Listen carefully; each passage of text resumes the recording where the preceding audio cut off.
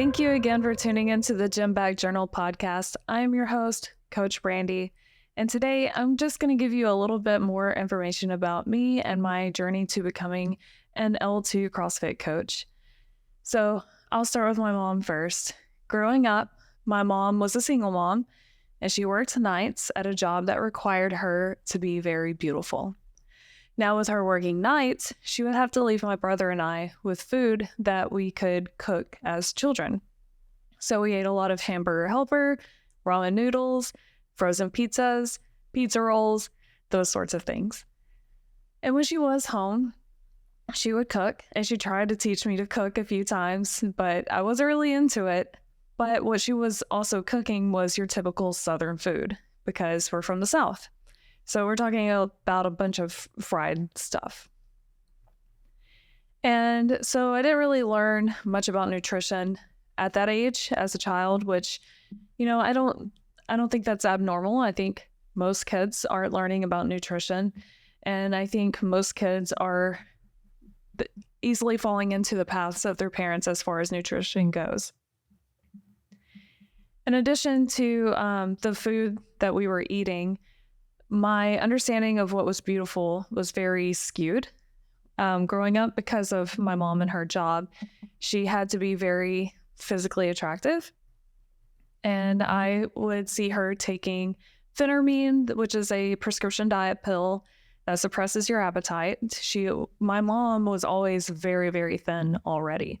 But I also saw her taking the diet pills, and when she was unhappy with herself, she would skip meals thinking less food equals less fat. And that's how she tried to maintain her image. And, as a little girl, I definitely picked up on that. So once I graduated from high school and moved out to college, I didn't know how to cook. I didn't know what was healthy. I didn't know how to exercise. And just like most college students do, I started to gain weight. And I don't know why they call it the freshman 15, because it was more like the freshman 40 for me. And I tried a few things here and there. Like, I would go to the gym on campus, but I didn't know how to exercise. So I would be at the gym without a trainer, and I would be like, okay, I'm going to run on the treadmill. So I would just run until I didn't want to run anymore. And I was like, okay, I did it. And then, the machines, like, they have the little directions on how to operate the machines on them. I would read those, and I would pick a weight that I could do. And I had no concept of what a good weight was or how many reps I was supposed to be doing. So I would just do what I could for a few reps, and then I'd be like, okay, I'm tired, and on to the next one. Like, I had no idea what I was doing. And that's, again, on top of no idea of how to eat right. So, another thing I tried was running. My grandpa was a Army drill sergeant, and I remember one afternoon I was visiting with my grandma, and I was complaining to her about my weight, just, girl talk. And my grandpa, who was usually asleep somewhere, he just chimed in out of nowhere, and he's like, well, why don't you just run? That's what we do in the military. And it was kind of one of those times where, like, when he speaks, you listen.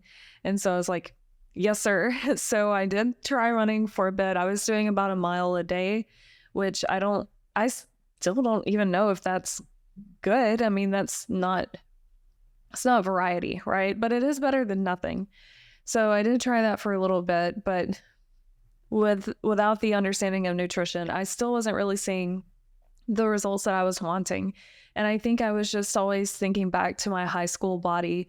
And I think that's what a lot of women do, is we think back to our smallest, and we think of our high school selves thinking that's achievable. But really, and what I've learned over time is it's not.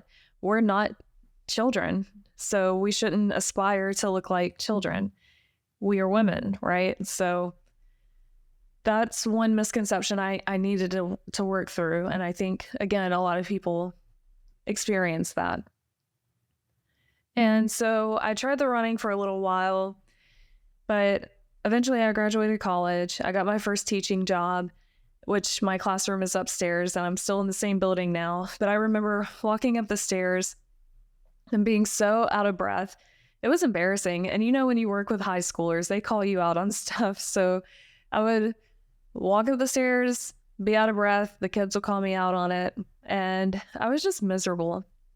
As far as my body image went, I was going on trips and I didn't want pictures. I mean, I would take a few here and there, but I didn't want to share them because I was just unhappy with how I looked. I know 2 trips that I regret not taking more pictures was Maui and Costa Rica. And I hated that feeling of being in these beautiful places, but not wanting to be in pictures because of my body image. And I know a lot of people struggle with that too. So if that's you, take the pictures. Take the pictures. As far as posting them, do what you're comfortable with, but take the pictures. You'll regret it if you don't. So anyway, I was just getting more and more unhappy with how I was feeling, how I was looking. I just kept spinning my wheels doing the same things without any direction. And really, the first time I saw any actual results would be when I got engaged. And everybody wants to be their best for their wedding. So at this point, I was just desperate. So I followed my mom's lead and I went to a weight loss clinic. And the doctor prescribed me phentermine, the same diet pill my mom had taken. And it worked. I lost a lot of weight. I was very small for my wedding, but I had heart palpitations, so I could tell they weren't good for me. And I'd already reached my goal weight. So between reaching my goal weight and then fear of my heart health, I stopped taking those pills. And guess what happened? I gained all the weight back. I probably had gained more back at this time. My metabolism was probably so confused. And so I heard about Beachbody. I actually found Beachbody, I think, through Instagram. This, again, is like 2014, 2015. And I actually liked Beachbody. So if you're not familiar with that, they're at-home workouts. If you've heard of P90X or Insanity, that's what I'm talking about. So I actually did Insanity, and I did it a couple of times, and I really liked it a lot. But in 2016, I think, I had moved from where I was doing those in-home workouts to a new house, which wasn't new. It was actually built in 1925 with the original flooring. And so I could no longer work out inside the house. I think if I had done a jumping jack inside of that house, I would have fallen through the floor. So that was no longer an option for me. So what I did was, luckily for me, a CrossFit gym opened up literally right across the street from the house. So I would spy on them through the window. I would literally watch through the blinds as they were running up and down the street and lifting their barbells. And I watched them for a few months. And really it wasn't until March of 2017 that I decided to walk over there and just ask, can you teach me how to do this? Because I was so desperate to get out of how I felt and how I looked that I'd rather be laughed out of this place by strangers than to keep living the way I was living. And this was against my husband's wishes. He had heard all of the stereotypes about CrossFit, of it being expensive and culty and all the things. And I usually listened to him because I looked up to him, I respected him. But again, I was just so desperate. I was like, I don't care. I'm going. So I went and I asked the owner, I was like, can you teach me how to do this? I have no experience. I've never touched a barbell. And he was like, of course we can teach you.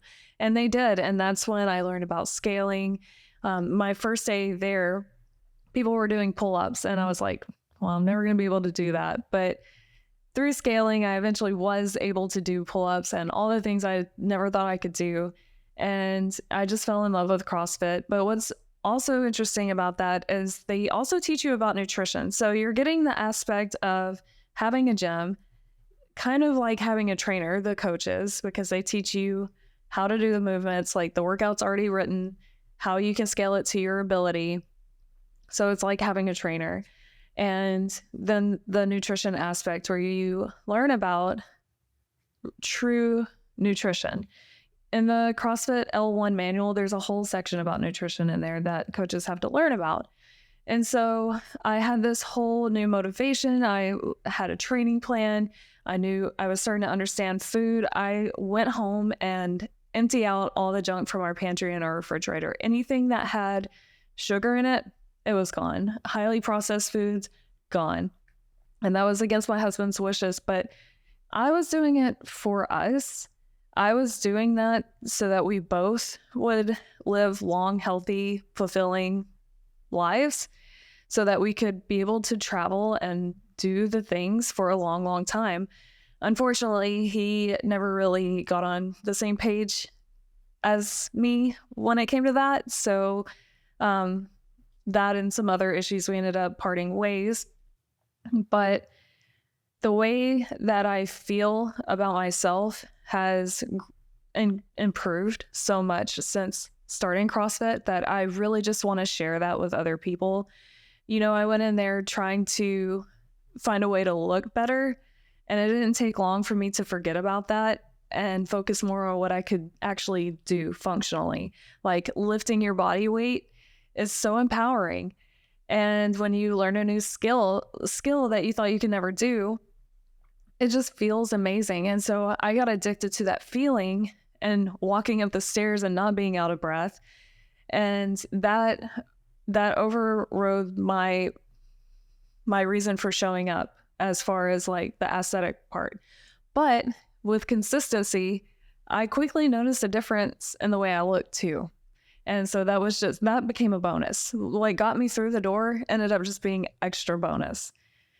And so that's why I started my blog in 2020, and that's why I have my podcast, is because I want to help people who might be lacking experience in nutrition and exercise, and they're looking for a way to be happier with themselves as far as like feeling better and, maybe that reflection too. I think there's more to health and fitness in the way we look, but I know how us women can be. And so yeah, I'm here to help by giving motivational advice, bring on some inspirational guests, and give you some tips that help me along the way so that your journey can start and maybe be even better than mine. So thank you again for being here. I hope that you subscribe, because I do plan on having some guests on in the future to talk about nutrition and share their stories from all different paths of life. So thank you again for tuning in, and yeah, I will see you next time.